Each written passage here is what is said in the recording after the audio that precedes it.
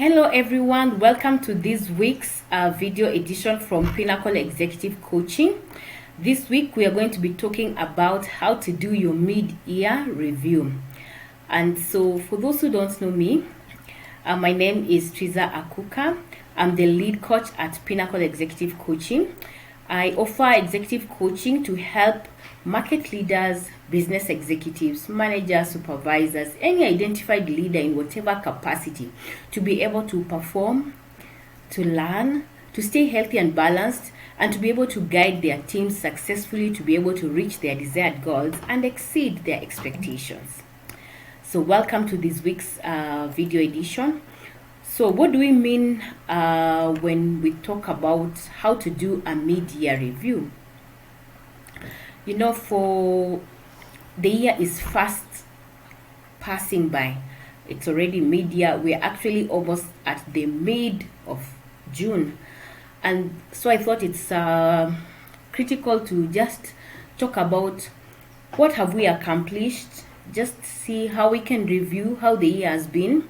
Where are we in terms of our goals, our desired expectations for this year, and how we can review so that we can be able to know that for sure we are working towards getting to the success we needed to get to for the year 2022. Mid-year reviews are usually useful for evaluating and reflecting what has happened in the last 6 months. It gives you a chance to make adjustments, and these adjustments will help you to keep in line with your business goals. Doing a personal mid-year review also helps us to stay conscious of our life balance. It can help us to keep a track of what we want to focus on between now and the end of the year. So how do we go about doing it? I want us to look at 3 things that we can do to be able to help us to achieve this. The first thing is make a list of everything that you feel proud of that you have achieved in the past half year. So you can think about your experience in the last 6 months. This step doesn't just involve listing the results or things that you've achieved, but also focuses on how do you feel about it? Do you feel that you did the best, that you achieved what you had set out in the beginning? What are these things that are of any significance to you that have happened? It could be a project that you are involved in your company, in your business, and you're proud about what you have achieved so far. List it down. It could be a personal goal. Maybe you wanted to exercise and you've managed to consistently go to the gym. That is something significant to write and say it's a success that you've been able to achieve. It could be that maybe you just paid all your bills on time since the beginning of the year. This is something that you need to list down because these are the things that will fuel you even as you look to other things. The next thing you need to do is to make a list of any new goals or challenges that you have undertaken in the past half year. You know, we had many New Year resolutions at the beginning of the year. And sometimes you might look and see that the goals shifted because of situations, or it was just not feasible. Or maybe the goal that you had set out and you've been embarking on is not serving your long-term plans anymore. So that is something that has come up as a challenge to the initial goal that you set up. So you need to list these and see how can you make adjustments and where. So looking at your goals individually and looking at your whole life, personal life, where you want to be and where you wanted to go and where you are at, will make you see which goals have shifted, and then ask yourself some questions. How can you progress without feeling overwhelmed with any challenge that has come up? How can you make these adjustments suit your personal objectives that you had set for yourself? The other last thing that we'll do is to identify areas of your life, maybe 2 or 3, that you'd like to now really focus on over the next half year. So it means basically looking ahead. You know, you can categorize your goals over different spheres of your life, like family, fun times or relaxation times, your career, your finances, your relationships, your health and fitness goals, and your personal development. In each of these categories, just think deeply and possibly rate yourself. Give yourself a percentage. If you were to say, in terms of health and fitness, how would you score yourself as at this time, mid-year?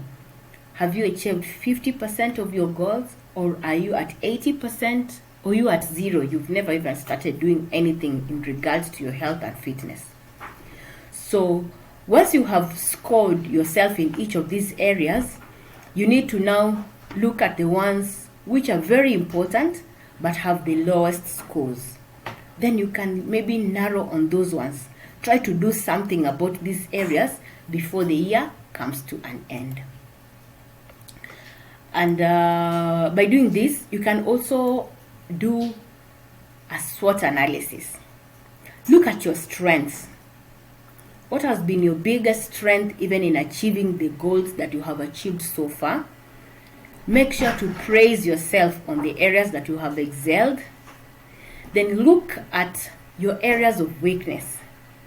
Areas of weakness can be sometimes easy to spot if you're really honest with yourself.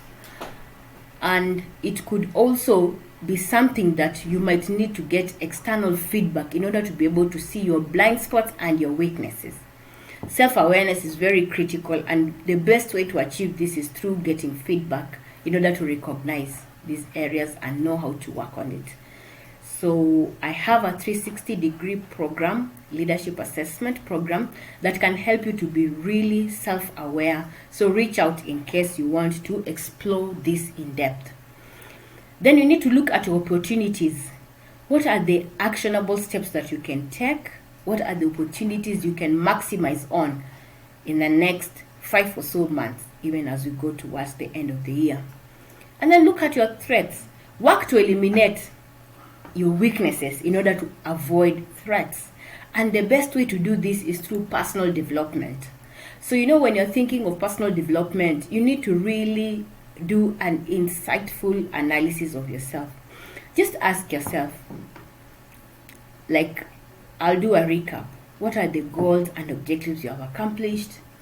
How has your performance been versus what you had initially projected at the beginning of the year? Look at the challenges that have emerged even as you looked to work on these goals and your performance. Check, are there any goals that are no longer relevant, or they are high priority, things that need to be revised or removed actually from your priority lists?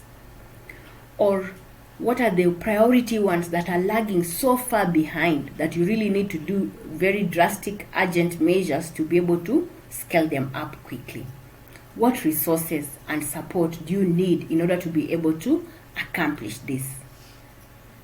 One of the supports you can do is to get in touch with a coach, because a coach can be able to guide you to come up with strategies, to come up with actionable goals so that you can be able to really have tangible, concrete results.